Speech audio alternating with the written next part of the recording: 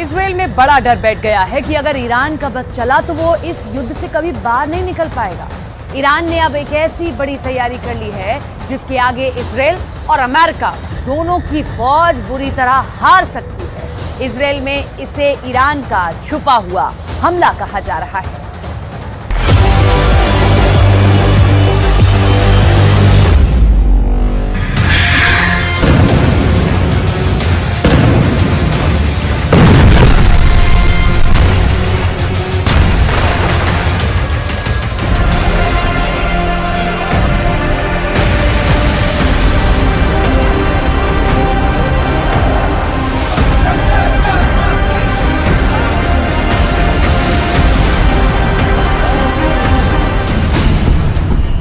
Iran का ऐलान, Israel का विनाश शुरू।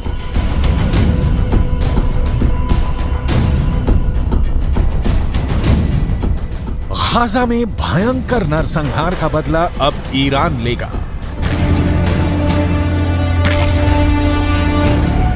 ईरान के सुप्रीम लीडर अली खामनेई ने ऐलान कर दिया है कि भले ही हमास और इजरायल के बीच सीज फायर हो गया हो, लेकिन ईरान गाजा में गिराए गए एक एक इजरायली बम का खूनी बदला जरूर लेगा। ईरान ने यहां तक धमकी दी है कि वो इजरायल और अमेरिका को किसी भी कीमत पर नहीं बख्शेगा और अब इजरायल पर भीषण हमले शुरू हो चुके हैं।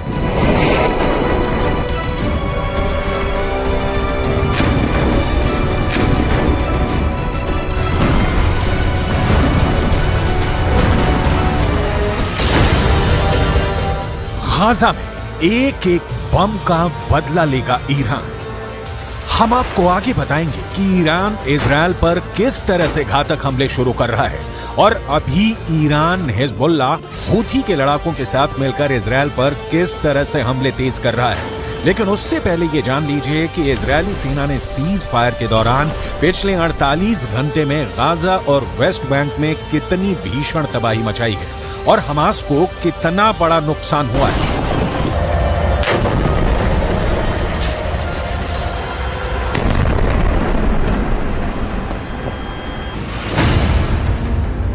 इजरायल सुरक्षा बलों यानी आईडीएफ ने दावा किया है कि पिछले 24 घंटे में हमास के नौसेना बल के कमांडर को उसने मार डाला है। Commander Umar Abu Jallah Hamas की नौसेना बल में एक सीनियर कमांडर था।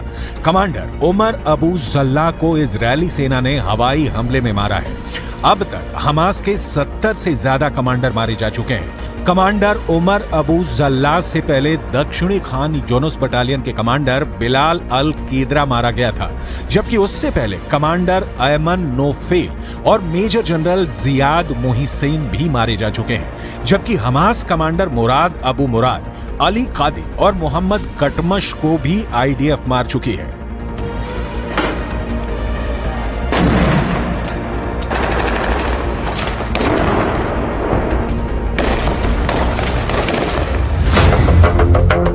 इजरायल को नहीं बचा पाएगा सीज फायर। अब सवाल उठता है कि आखिर इजरायल के सामने ऐसी क्या मजबूरी हुई कि उसे हमास के साथ 4 दिन का सीज फायर करना पड़ा।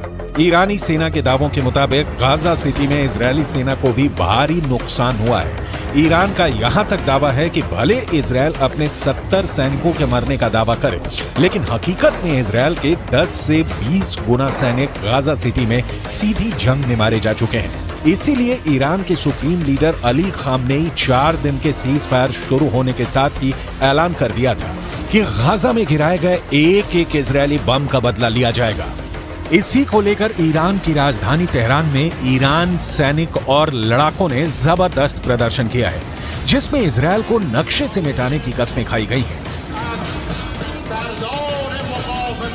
तेहरान में हुए प्रदर्शन की तस्वीरों में साफ देखा जा सकता है कि जबरदस्त नारों के बीच इजरायल को मिटाने की कस्में खाई जा रही हैं।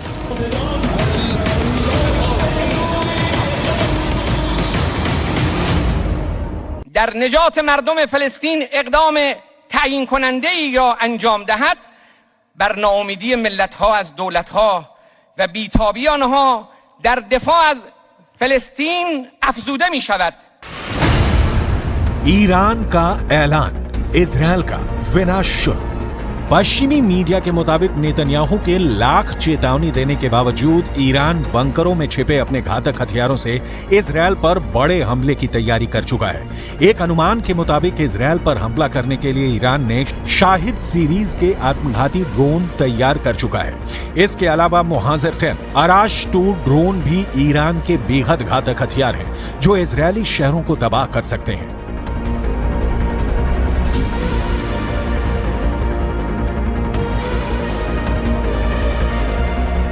همه مردم آماده هستند برای مقابله با اسرائیل، برای اینکه فاتحه اسرائیل رو یک بار برای همیشه بخوانند. امیدواریم براشون عبرتی باشه، دست از شرارت ها برداره. हमास का साथ ईरान और हिजबुल्लाह जबरदस्त तरीके से दे रहे हैं। इजरायल भी जानता है कि ईरान के 5.75 लाख सैनिकों से जंग करना जरा भी आसान नहीं है। इजरायल के पास सिर्फ 1.73 लाख सैनिक हैं। इजरायल की 4.65 लाख के रिजर्व फोर्स को जोड़कर भी इजरायल ईरान के आसपास नहीं टिकता है। अब ऐसे हालात के बीच इजरायल का ये कहना है कि वो पूरे मिडिल ईस्ट में कहीं भी कभी भी बमबारी कर सकता है। ये दावा वाकई हैरान करने वाला है। כך חנה קציר היקרה, ששבה היום הביתה, לאחר שארגוני הטרור טענו שהרגו אותה לפני מספר ימים. לכן, יש להסתמך על דיווחים של גורמים רשמיים בלבד. בעזה, בשעות הבוקר, כוחות צה"ל נערכו בקווי ההפוגה בשטח רצועת עזה. המפקדים תודרכו והכינו את הכוחות להתנהלות במהלך ההפוגה. ביטחון הלוחמים שלנו लेकिन ये भी सच है कि गाजा पट्टी को 60% तक इजरायल तबाह कर चुका है। इधर 1.5 महीने से ज्यादा की जंग में लगभग 15,000 से ज्यादा लोग गाजा में मारे जा चुके हैं। लगभग 3,000 लोग अभी भी कब्रिस्तान बन चुके उत्तरी गाजा की इमारतों में दफन हैं। लगभग 50 दिन की जंग में इजरायली वायुसेना ने 35,000 से ज्यादा बम उत्तरी गाजा, दक्षिणी गाजा और वेस्ट बैंक पर बरसाए हैं। 70 से ज्यादा हमास के कमांडर मारे जा चुके हैं। इजरायली फोर्स ने हमास के इस्लामिक जिहाद परिषद के मुख्यालय, कमांड सेंटर, सैन्य परिसर, दर्जनों launcher pad, anti tank post और वॉच टावर को मलबे में बदल दिया। इस दौरान फिलिस्तीनी इस्लामिक जिहाद आतंकवादी संगठन के सैन्य मुख्यालय को भी नष्ट कर दिया गया। इसके अलावा आईडीएफ ने हमास के कई बुनियादी ढांचे को भी बर्बाद कर दिया। इधर हमास के टॉप कमांडर इस्माइल हानिया ईरान के साथ मिलकर इजरायल से लंबे युद्ध की जबरदस्त तैयारी कर रहे हैं। जरा इन तस्वीरों को देखिए। हमास के नेता और टॉप कमांडर इस्माइल हानिया ईरान के विदेश मंत्री हुसैन अमीर अब्दुल्लाहियान के बीच एक जबरदस्त मीटिंग हो चुकी है। दावा किया जा रहा है कि कतर की राजधानी दोहा में हुई इस मीटिंग में ईरान ने हमास की लीडरशिप को साफ कर दिया है कि ईरान इजरायल के खिलाफ जंग में उतर चुका है। अब ईरान की बेतहाशा सैन्य ताकत हमास की ताकत बन गई है। यानी गाजा में इजरायल को सिर्फ हमास से नहीं बल्कि ईरान की सेना, लेबनान के हिजबुल्लाह लड़ाकों और हमास के सुरंग जिहादियों से जंग करनी पड़ेगी। אני כבר רואה את האזרחים של עזה הולכים עם דגלים לבנים לאורך החוף ונעים דרומה. וחיזבאללה גורר את לבנון למלחמה שעלולה לקרות. והוא עושה טעויות. אם הוא יעשה טעויות מהסוג הזה כאן, गाजा में एक एक बम का बदला लेगा ईरान। लेकिन वहीं दूसरी तरफ इजरायली सेना के हौसले 7वें आसमान पर पहुंच गए हैं। जरा देखिए कैसे। इजरायल की एयरफोर्स के चीफ मेजर जनरल टोमेर बार ने एक टीवी चैनल पर ऐलान किया कि जरूरत पड़ने पर पूरे मिडिल ईस्ट में कहीं भी बम गिराए जा सकते हैं। इजरायली वायुसेना प्रमुख की ओर से आए इस बयान को खास तौर से ईरान और हिजबुल्लाह के लिए चेतावनी की तरह देखा जा रहा है। इजरायल की वायुसेना चीफ ने कहा है कि हम हमास पर चौतरफा हमले कर रहे हैं, उसको जमीन पर और जमीन के नीचे मार रहे हैं। हमारे जवानों ने हजारों आतंकवादियों और उनके ठिकानों पर हमला किया है। हमने हमास को खत्म करने की कसम खाई है और हम उनको चुन चुन कर खत्म करेंगे। हमास के किसी भी ठिकाने और मददगार को नहीं छोड़ा जाएगा। इजरायल की वायुसेना पूरे मध्य पूर्व में जहां भी जरूरत होगी वहां कार्रवाई के लिए पूरी तरह से तैयार है।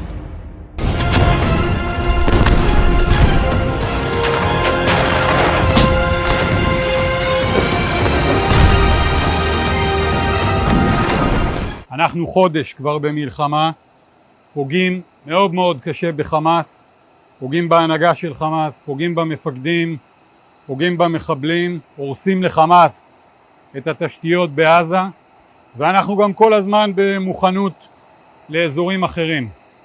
הבסיס הזה יודע להגיע. हमास की मौजूदा सैन्य क्षमता को देखें तो उसके पास ज्यादातर ईरान के दिए हथियार हैं। इजरायल पर मौजूदा हमले में फज्र 3 और फज्र 5 रॉकेट का इस्तेमाल किया जा रहा है।